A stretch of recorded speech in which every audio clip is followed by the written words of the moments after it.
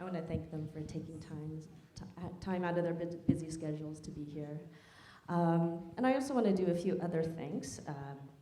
We are really excited that audience with us here live, but we also are live streaming these on Times Talks and also the Sundance site. And we also have a full program of panels and special events that are going to be live streamed, so please check out our schedule at sundance.org.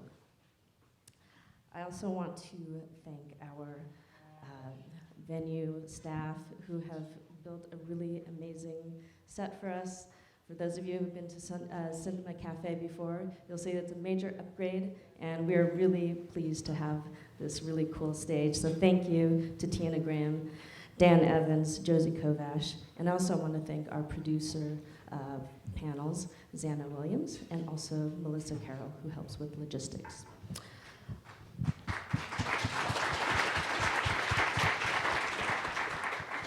And finally, we feel very fortunate to be able to collaborate with the New York Times on Cinema Café.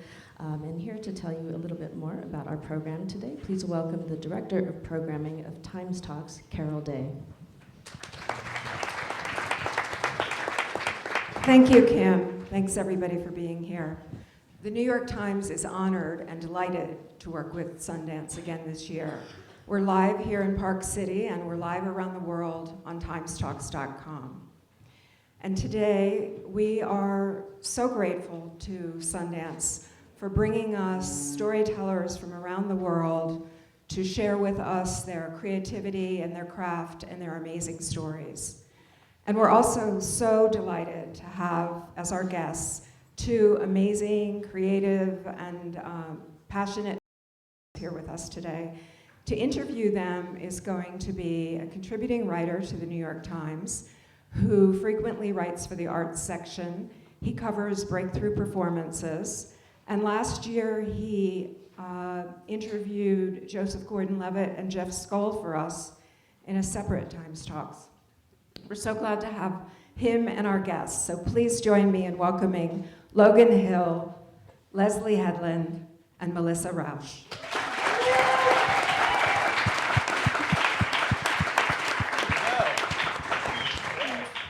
Thanks, everybody, for coming. I know your schedules are busy here at Sundance.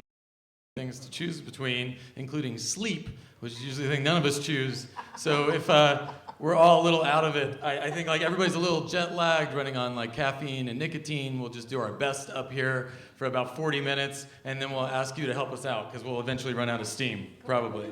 And so my first question is on that, Melissa. You know, you're used to television. A lot of folks have seen you on TV in The Big Bang Theory, but this is a festival experience. It's relatively new, having your own film that you wrote, produced, and star in. Opened the festival last night in that slot that Whiplash had last year, which brought a lot of new expectations to that slot. So the big question for you is, have you slept yet? I've slept a little bit. I would say I got a few hours last night.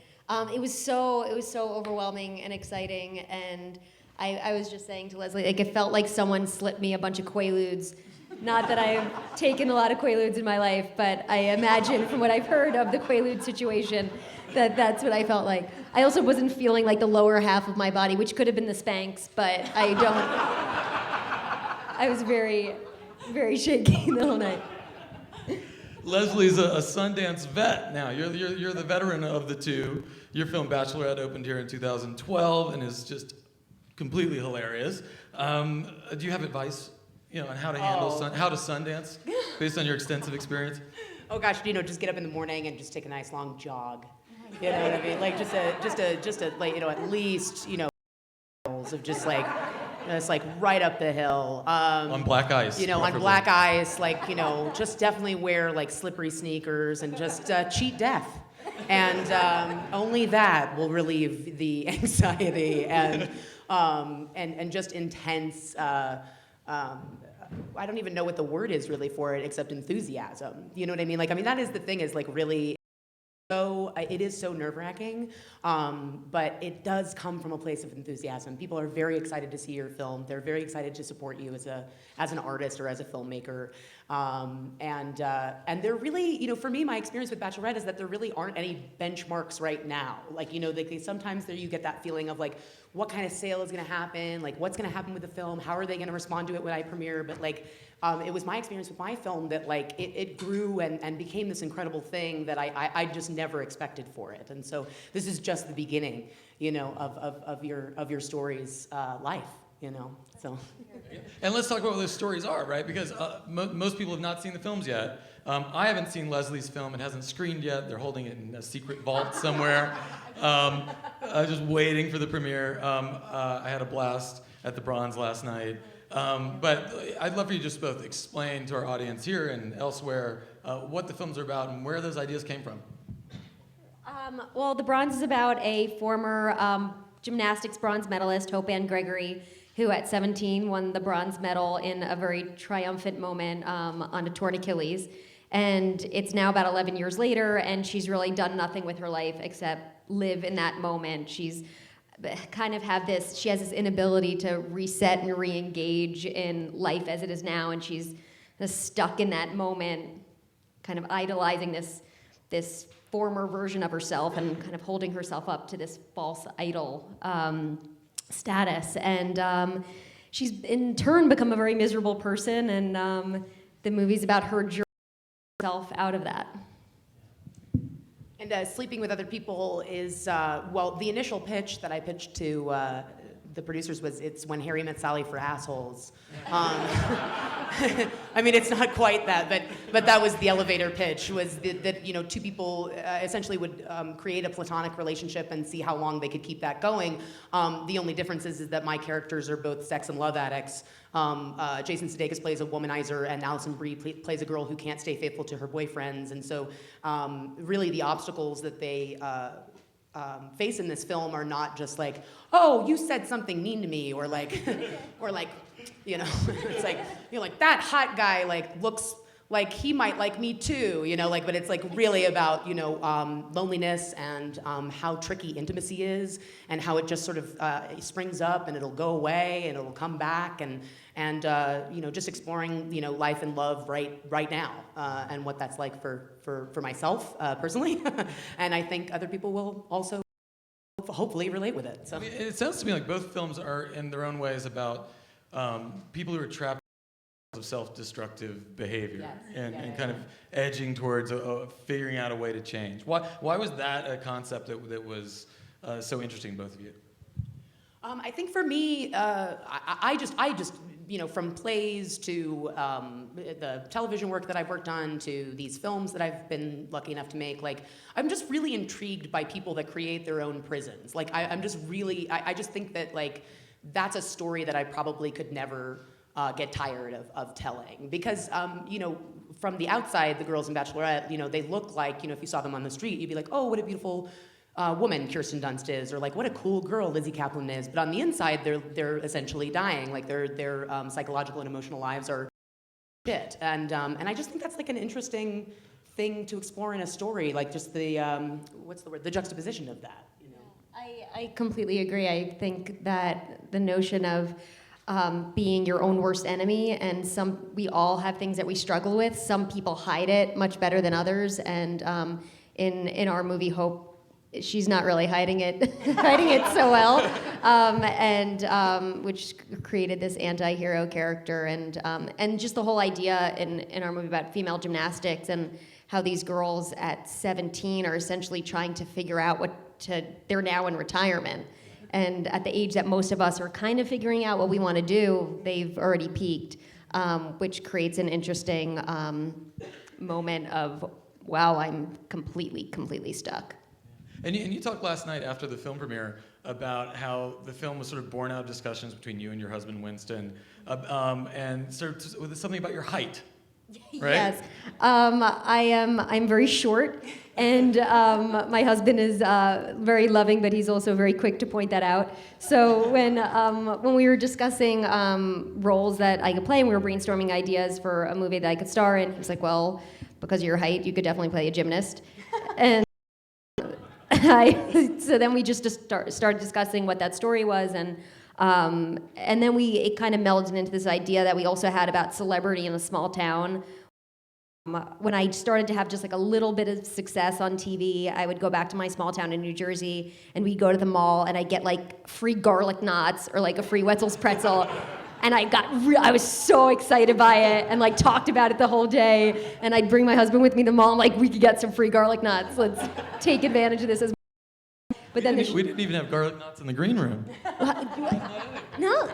Come on, You gotta get some garlic. I'm leaving this panel if we don't get garlic knots soon. And then I'd go back, like after the show was canceled, and all the people that were giving me the garlic knots and no more. I was totally cut off. So that whole idea of celebrity in a small town, and also how we kind of just chew up and spit out these celebrity and young girls in the world was interesting to us. Have you ever gotten free garlic knots yourself? I don't think so. No, yeah. I'm gonna hook it I've up. paid a good money for my garlic knots. I think. I don't know. I'll have to check. Well, maybe after your new check. TV show, then that'll happen. Yeah, exactly. It'll be nothing but fucking garlic. It's gonna rain garlic knots. Yeah, go ahead. Swear, Okay, swear okay. away, It's yeah. Sundance. Yeah, we're adults. But I'm interested in this idea of Harry Met Sally for assholes, because I feel like the romantic comedy is sort of in trouble now, you know? yeah. I feel like there've been so many flops lately. Yeah. What do you think it is that's not working about those mainstream romantic comedies? I mean, I think that for me, the biggest problem is that the obstacles for the characters are so not real. Like, they're just not obstacles that you would ever, or they're too easily surmountable. Like, it's sort of like, I'm in love with my boss, and it's like, okay, but like, that's actually like a really scary, weird situation, and it's sort of treated like, whoops, it's like, and and it's like, well, that could be something that you could mine there, and it's like, no, it's just Hugh Grant, like looking amazing, but yeah, they've just gotten sense that I mean, I could really talk for hours about this, but you don't want me to get like super film nerdy about it, do you? Yeah, go for it. A little bit more. Well, I'll get a little film nerdy about it, which is like, this was one of the really first genres that came up when we had sound. Like the idea was foreplay for 90 minutes, and then at the end you consummate the relationship, right? And then you have the sexual revolution, and you have these things like Annie Hall, which really sort of break down, or like Scenes from a Marriage, and all this stuff that really start to break down what relationships are actually about. And then you get to the 80s, and it's a little Cinderella story. It's like Working Girl, and these ideas of these girls that are going out there and they're going to conquer the big, huge world, and part of the reward is love. And you get like this nice little 90s segment where Julia Roberts is smoking and trying to break up a wedding, and like Muriel's wedding, and like a couple of these nice things. But since then, it has been sort of like the schlubby guy needs to make himself good enough for the nice girl. And I think we sort of got lost somewhere as we lost our innocence about sex and the fact that, it doesn't take 90 minutes to fuck somebody anymore.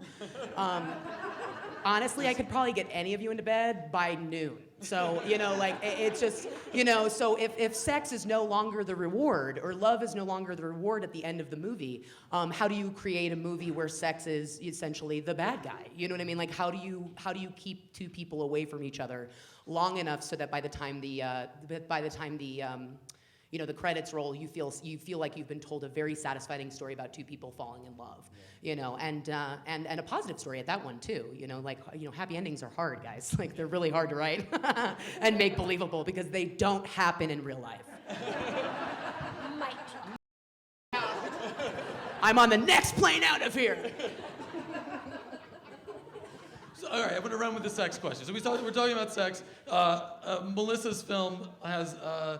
Okay, I'm gonna read you a quote from one of the reviews that ran this morning about Melissa's sex film. It says, Variety's Peter DeBruge says it is what's sure to be the funniest, not to mention most athletic, on-screen hookup of the year. If sex scenes won medals, this one would take home the gold. Nice. Nice. And that was just a review of what happened in my bedroom last night, right? That was not... I don't know how Variety got in. You thought That's the Sony so hacks cool. were bad. Exactly. That's so cool. Thank you. I didn't hear that. Yeah, it's a good. So you obviously went for the gold. You tried. And Leslye, you were saying you are very proud of your sex scenes in your film. So proud. So are my Yeah. parents. My parents too. They're so proud of me. These will be coming out post 50 Shades world. That movie's Oh, coming it's up intense. soon. Yeah. Oh, Competition's rising. it's a whole other panel. But obviously yours is the funniest sex scene I've seen. So you want to talk a little bit about how that scene came together, and at what point did you decide, no, let's not play this coy? Really. I mean, pretty much from the beginning, when we first scripted it, I think the first thing we wrote was the most crazy, insane gymnastic sex scene ever with like 20 exclamation points, and then we did bullet points of what that would be like. I don't want to ruin it for you. What were some of those bullet points? Let's see. I think we had some vault stuff in there from behind with a vault involved. Hanging from bars in the closet. We really lucked out in this sex scene because when we were on location, like trying to find a room that would accommodate such sex, we found a handicap room that actually had bars like hanging from the window, and we didn't have to we secured them a little, but we really lucked out with that. I feel terrible for the person who has that hotel room. Apparently, I hope they sanitized quite a bit. But so that we like that we wanted it to kind of be in the shadows, and we wanted it to be very choreographed and just a real dance and as beautiful as you could make it. And we really lucked out with some fantastic gymnasts who came on board, and it was a really, really fun experience to make. Especially, I co-wrote the film with my husband, so he's like in the room while there's just nakedness all over with Sebastian and myself and our body doubles. But it was a very intense day. It played great. Thank you. In the theater last night. And so let's talk about yours. You seem like you're proud. Yeah. Oh, I'm so proud. It's funny though. It's just so funny. It's so similar. Like those are the same. No, it's really. They're not at all. I mean, my scenes I don't think are very funny. Although it's a funny film, But like I said, sex is sort of this nebulous, weird thing that's creeping around the movie.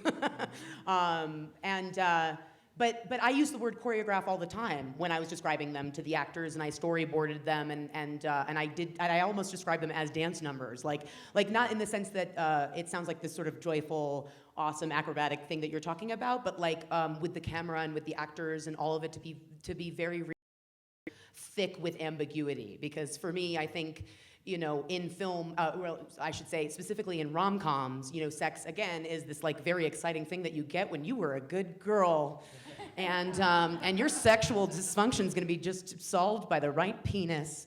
So I wanted to make these very ambiguous, like very well thought out sex scenes, and so I used the same word like choreographed, they were extremely detailed in the script. Like it was like he does this thing.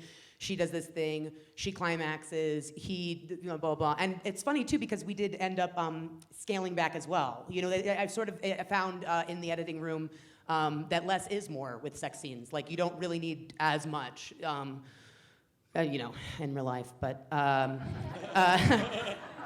I need a lot. I'm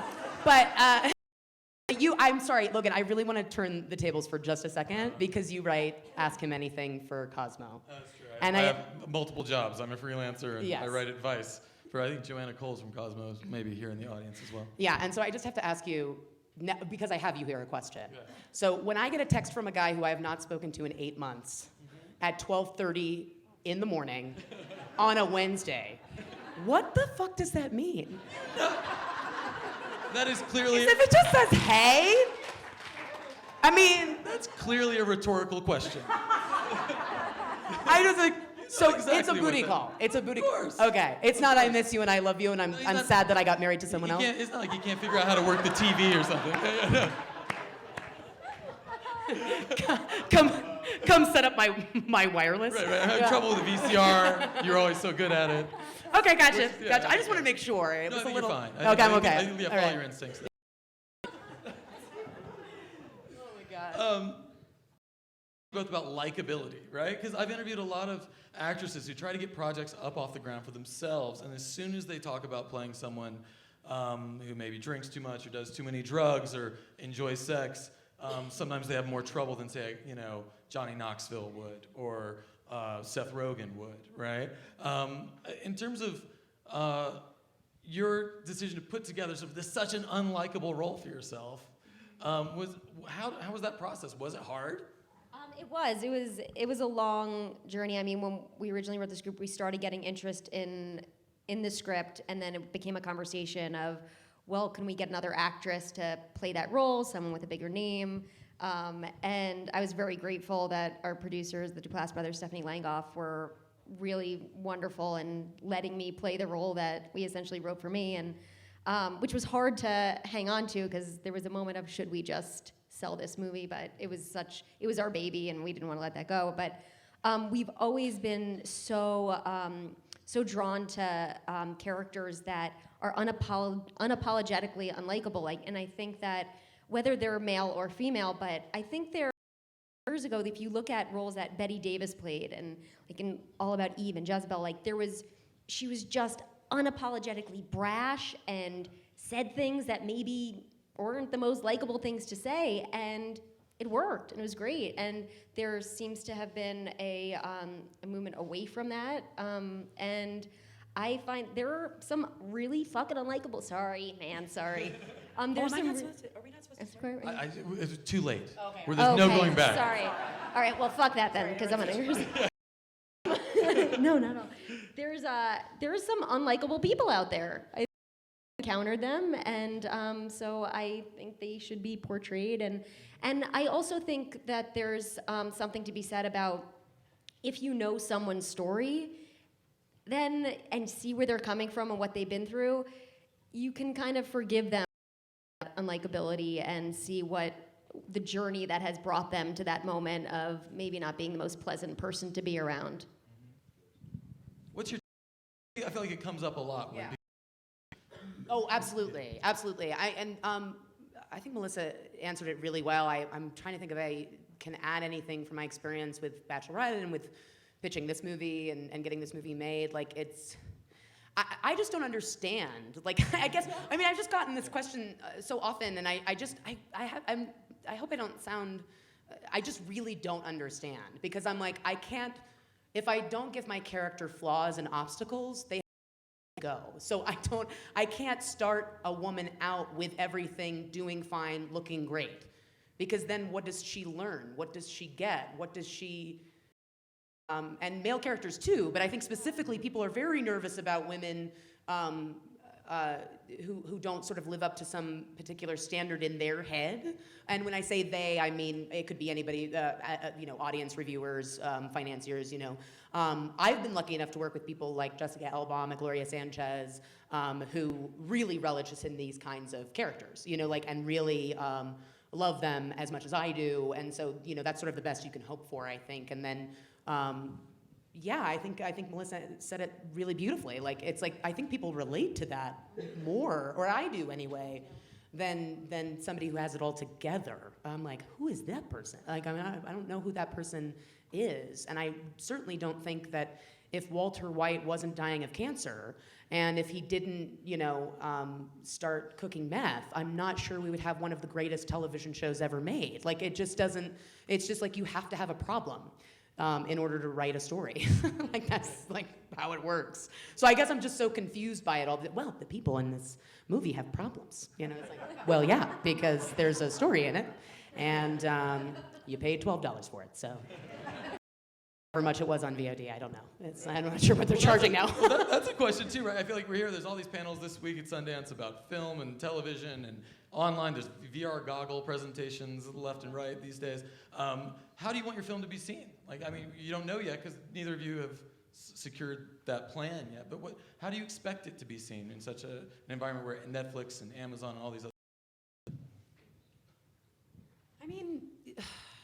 I'm a big fan of VOD and a digital platform release, because to me it reminds me of like the limited release plan in the 90s, which my ex-boss Harvey Weinstein pioneered, and he's my hero. So I was very excited when TWC went that route with Bachelorette, because to me it wasn't like, it's VOD. To me it was like, yes, this is a place where I can cultivate an audience, and I can get people who really this story is meant for can see it as soon as possible, and all of that. But I guess for this film, just as many people as possible seeing it. You know what I mean? So whatever that might be, Yeah, I feel the same way. I just want people to see it, and whether it's getting out there rather than me in my living room to my family. I just want it to get out there. Yeah. And let's talk about directing. For this film, you worked with Brian Buckley, who I interviewed a couple days ago. I didn't realize how many Super Bowl commercials, something like Super Bowl commercials. How did you end up working with Brian?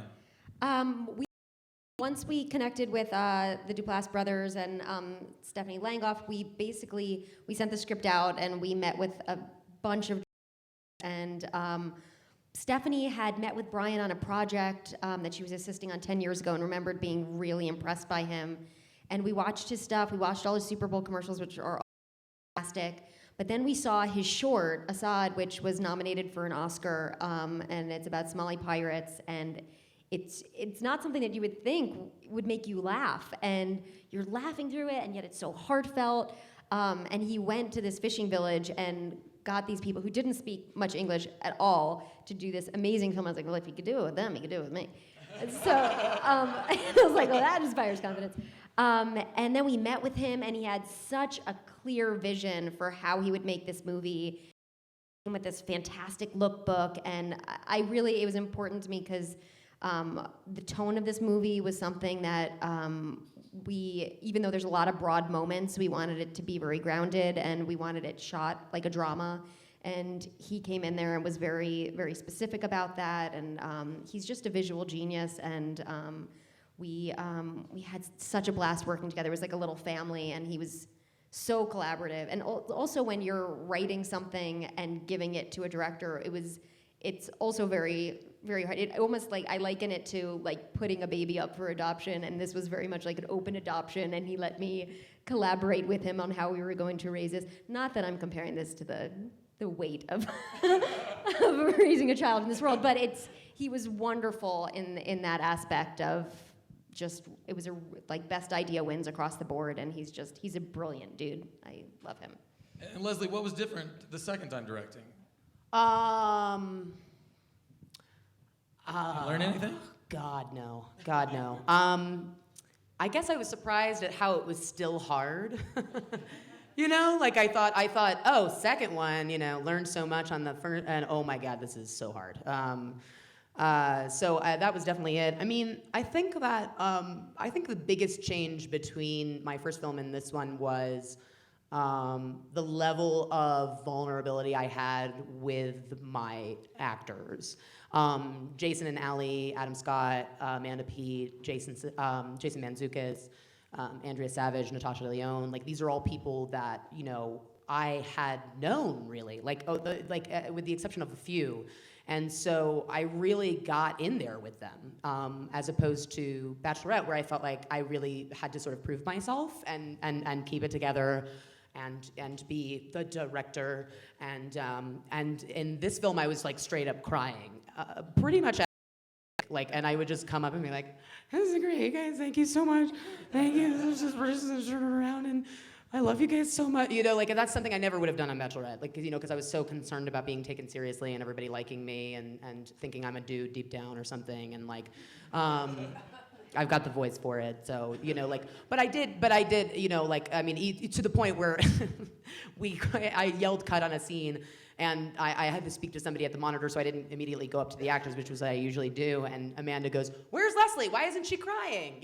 Because I just literally after funny scenes, like hysterical improv, comedic scenes, I would just be like, "Guys, that was just everything that I've ever wanted in life, and I'll see you guys in 15 minutes." It was just, I was a mess, the whole way through, and I don't regret it. I think that. It gave them the permission to be as vulnerable and as great as they are in this movie, and it gave them the permission to experiment and throw out lines that weren't in the script and just be in each other's presence, which is something that's so important when you're telling a love story. It's really like people that are super. You want your leads to be super emotionally available with each other, and Allie and Jason really went there, so it's awesome. And women filmmakers are particularly strong this year at Sundance, and in the New York Times we've been doing a series of articles about women in Hollywood. Manohla Dargis recently wrote a piece She had a couple of stats in it. One was that only 4.4% of the top 100 box office domestic releases between 2002 and 2012 were directed by women. That's 4.4%. In 2012, only 28.4% of all on-screen speaking characters in the top 100 were women. That's only 28%. But it was kind of a hopeful piece. And she was talking about how she said, quote, the American movie mainstream needs a revolution, and if some women have their way, it just might get one. And it does feel like the two of you are really taking your careers in your own hands in terms of producing and pushing good work out there.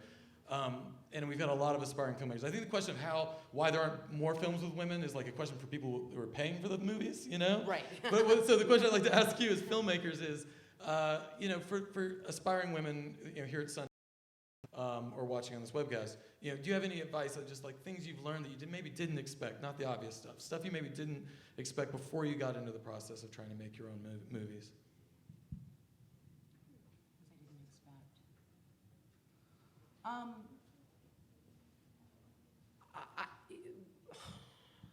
I don't know. I mean, a couple things come up. Like, first of all, I didn't know I was writing comedies for a while. Like, I thought I was writing very serious stories, in my plays, and I was like, oh, I am David Mamet, like I am the voice of a generation, and so I would say, like, definitely be open to what, like that you might not know what you are yet, and don't let anybody else tell you, if that makes sense. Like, just do it and push through any brick walls or any glass ceilings or whatever, and just do it because I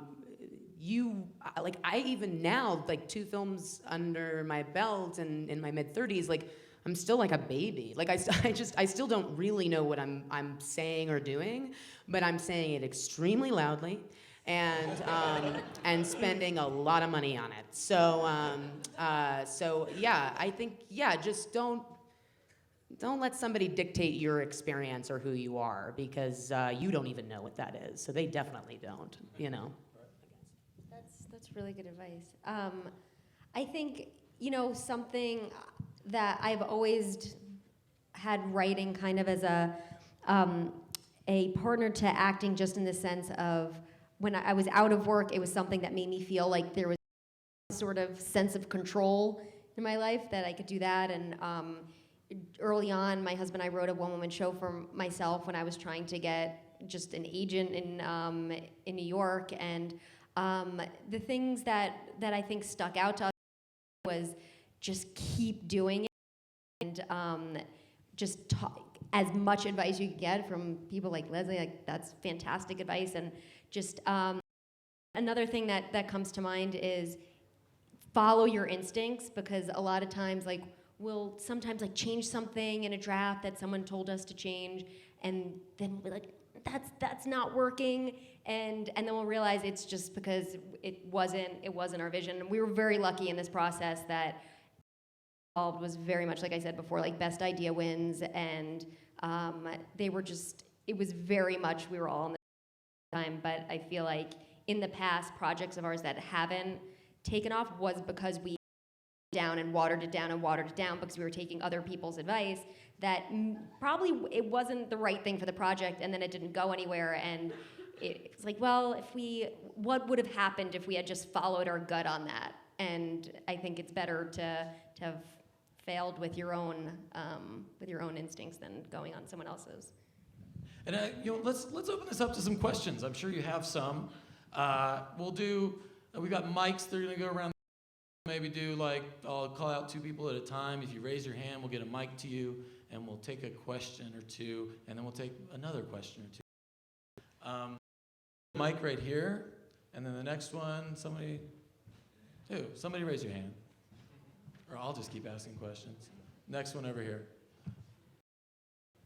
How hard was it to pitch your guys' films to the studios? Well, we decided to write it on spec first. So once we got the idea, we wrote it, and then we sent it out. Our agents had sent it out to a bunch of different producers, and then we just met with the ones that were interested in it, and we went with the producers that had the best vision for it and that we felt we connected with. Almost the same thing. I wrote it, on spec for free on my own, and then sent it to Jess Gelbaum, who also produced Bachelorette. She really loved it, and we met with a couple different financing companies. We decided not to go to a studio, but to go to Sydney Kimmel, who were really enthusiastic about the idea and very supportive throughout the whole process. So we really lucked out, actually. It was a pretty smooth transition from script to securing the financing for the. Question over here. Hi, I'm Tava from the Oklahoma Film and Music Office. I just came from seeing Bronze. It was fantastic. Oh, thank you. I ran. Great. Thank you so much. So as a filmmaker myself too, I'm just curious, when you want to put as much money on the can, do you guys have any say to choose your locations in terms of state incentive to get money back so you can get more money on the screen? And are you familiar with that kind of process? It was scripted that our movie was going to be in Ohio. We didn't know if we were going to be able to shoot there or not, and they have great tax incentives in Ohio, so it worked out to our benefit for sure. And then David Skinner had found this small town that looked like a backlot, and it kind of all fell into place there. And because of the tax incentives, it definitely helped keep it there. Yeah, same thing.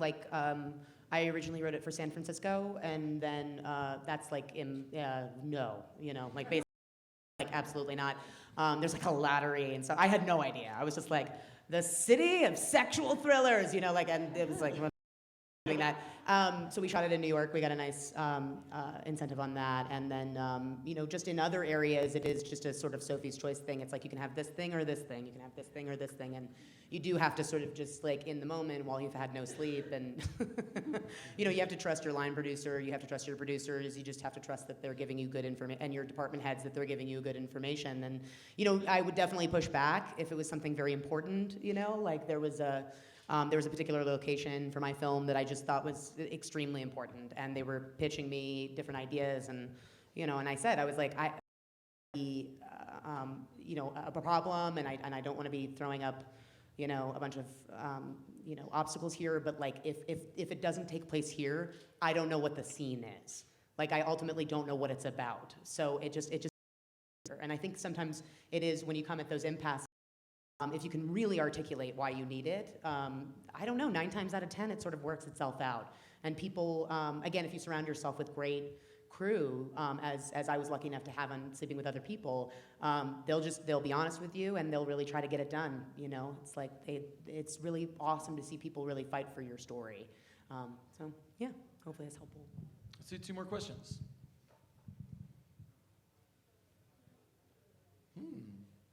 Well, one right here, and one over there.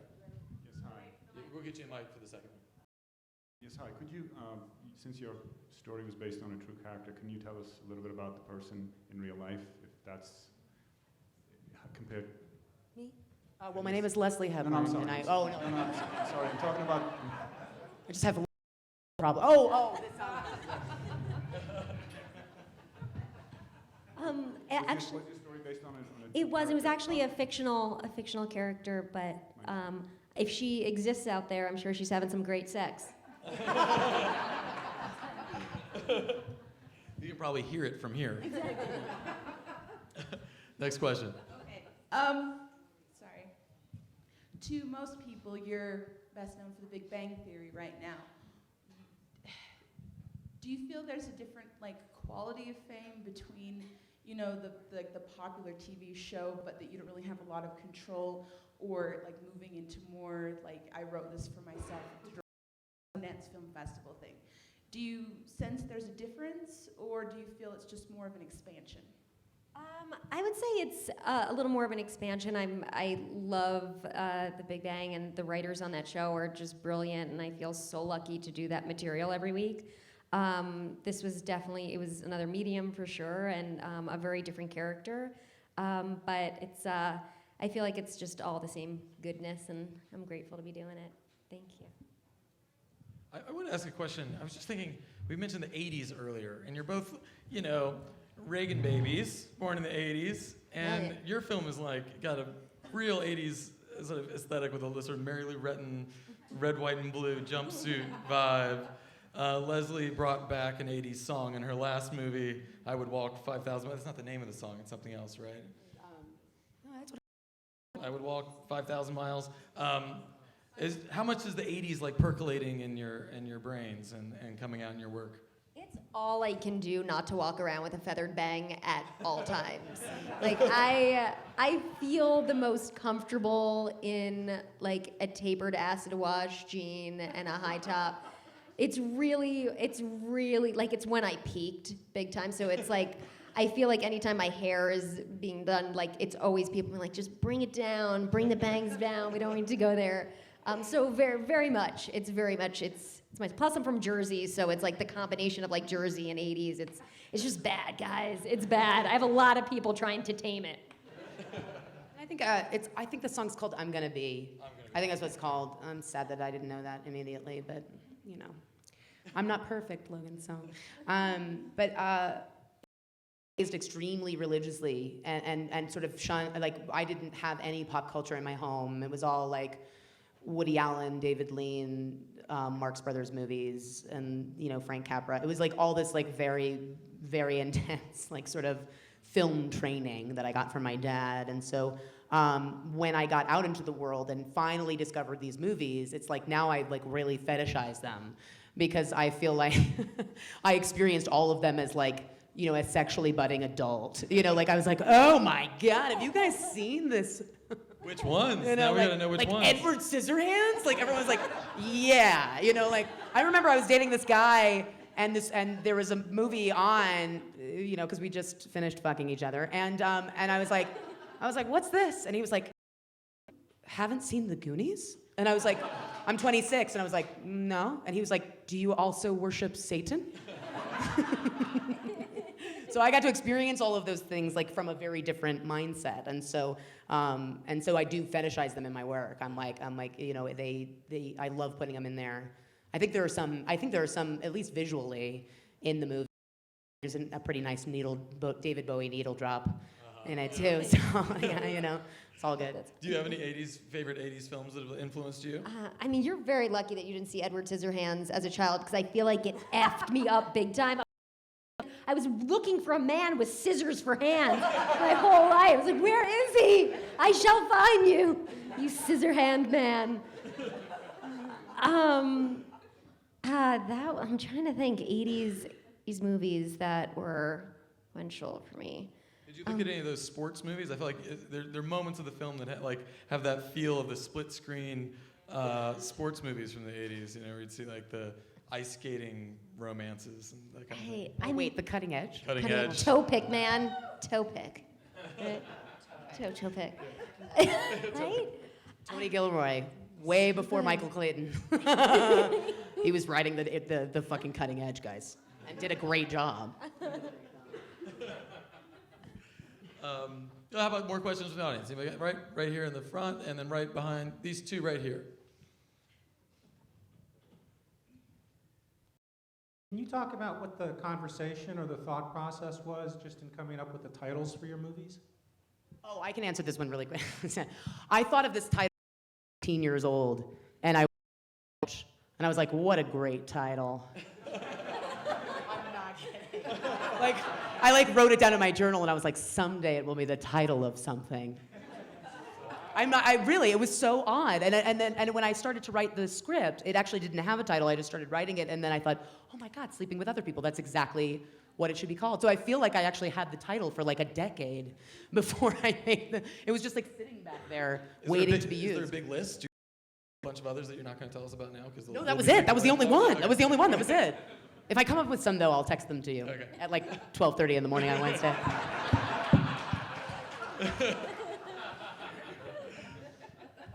How about you, Melissa? What about your title?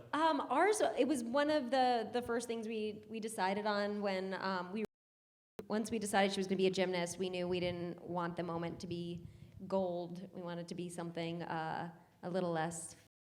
So we decided on the bronze, and then out of laziness, we named it the bronze. You have that mic, pass it back here in the middle.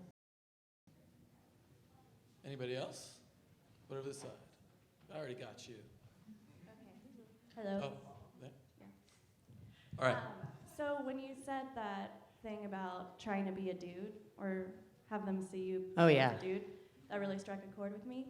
So I just want to know, are you of the mindset, I'm a woman, and so I'm always fighting for the female cause of women, or are you more just like, it doesn't matter what gender I am, like I'm a filmmaker, and I'm doing what I'm doing? I mean, I am definitely genderless. I am just a beam of pure energy. In my cult now, so hallelujah, all praise the giant snake. I'm sorry I made a joke about that because it is a serious question. There's sort of some truth to that. Like I don't often. It really wasn't until I started really work out there that I sort of realized I was a woman. Does that make sense? Like when you're alone, doing your work. Or you're coming up with your stories, what I like to call it montaging, where you're just like listening to music and you're like, life, like and you're like beach somewhere or something, you know what I mean? And you're really or you're meditating or whatever it is, like you're not a woman, you're not a man, you're a soul that's opening yourself up to the universe to like learn something, to tell a story, like all of that great, like mamby-pamby stuff, which I really do feel is the truth with creativity and with art. The reality, of course, is that once it hits oxygen, start, showing your work out there, and your characters are out there, like you are a woman, and I think that the thing that's I guess is the question like what to do about it, or is it more like my general vibe over having a vagina? General vibe of the vagina. Well, I love my vagina. She's a unicorn. No, I mean, like, there isn't any part of me that wants to be a man. Like, there isn't any part of me that's interested in having a career as a male filmmaker.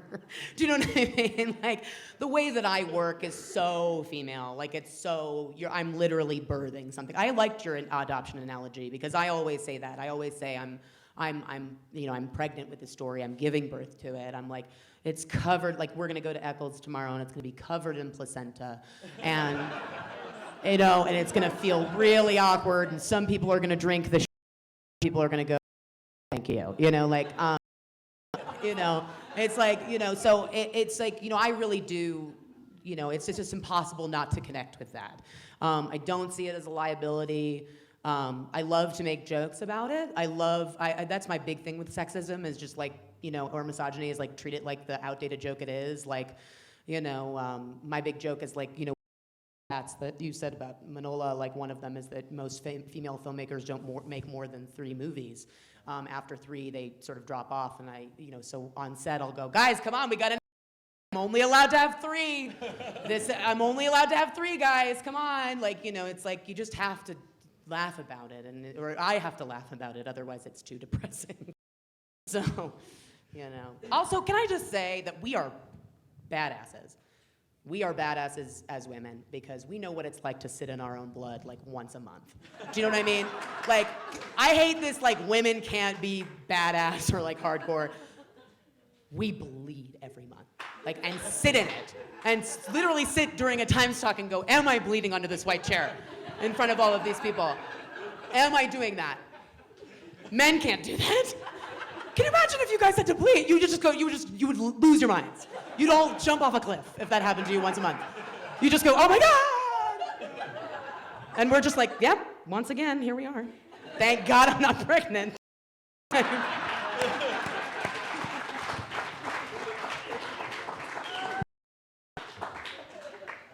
One thing, Melissa, I liked about your film so much was that you see films about like patriotic American men all the time. There's American Sniper, American Gangster, but you have a very different sort of patriotic woman in this film. And you've also, in the past, you starred in a production where you played Jenna Bush. So this isn't your first sort of patriotic project. Was there something interesting to you about having this woman who's representing America and all of its sort of ugliness out there? Yeah, I mean, it moment that I made the correlation of the Jenna Bush and the Jenna Bush. It was again like an effort to create my own work. We had I was in college and looking for something to help me not be waitressing, and I was watching Jenna Republican convention, and someone had clearly written some jokes for her, and she delivered a joke, and she didn't realize she was on mic, and she looked over to her sister and was like, "They are loving us," and it was one of the greatest moments of my life. My husband and I were watching, like, that's amazing. And we had been writing a one-woman show for myself, like, and it was about the phase of, like, between college and looking for your first job, and it was really self-righteous and terrible. And once we saw Jenna say that, we were like, we have to combine those ideas of her finding herself. And similarly with Hope, I think she's latched so hardcore onto USA because it was what made her who she is, and we also tie in the fact that she is so patriotic and she loves her hometown so much, and then you have Maggie, the young gymnast in town, is very much about just furthering her career, and whereas Hope, it's something that we wanted to make. It's her redeeming quality is just I have pride in my town and keeping it clean. And yeah. Another question? Now now you're right. We don't all these guys. No, we'll do one here and then one there. Oh, well, mine was sort of the wrap up. I was just going to ask you guys if you would each talk about what you're developing for your next project.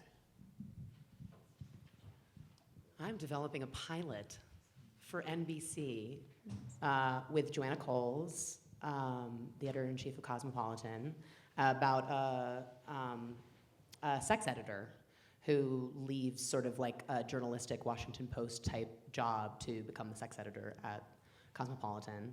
And I just finished the script 12 hours ago, and we shall see. But I'm very excited about it because I love Cosmo. I've been a big fan of Cosmo my whole life. That was being raised religiously was one of the things that I was like,